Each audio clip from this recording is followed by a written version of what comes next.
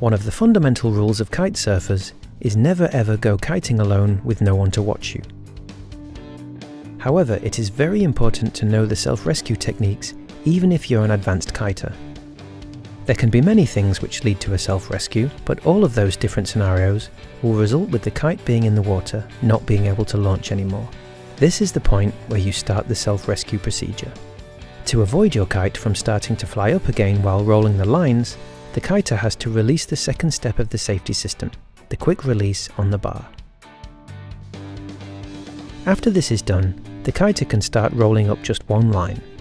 In particular, the safety line which is attached to your safety leash.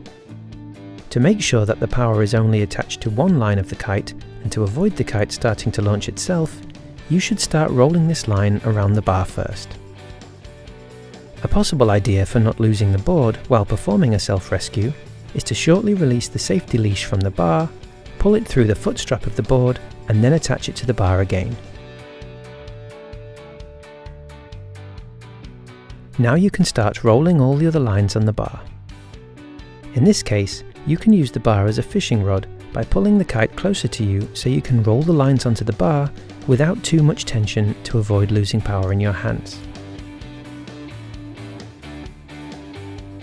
When you reach the kite, you have two options. You either use the sail as a rescue island while you give the emergency signal and wait for help, or you try to make the shore by yourself. If you decide to make it to the shore yourself, then you can swim with the material dragging behind you if it's not so far. For longer distances, we highly recommend to use the kite as an emergency sail. Follow up by turning the sail on its back. Many of the manufacturers build in some self-rescue grips which are located in the wingtip area on the front tube. Try to grab these and let the sail pull you through the water on your side, and of course in the direction of the shore. Even though going upwind with this technique is not possible, you will still be able to drag yourself to a point on the beam reach, or on a downwind heading without too much effort. Like we mentioned before, these self-rescue techniques are an addition to your skill set.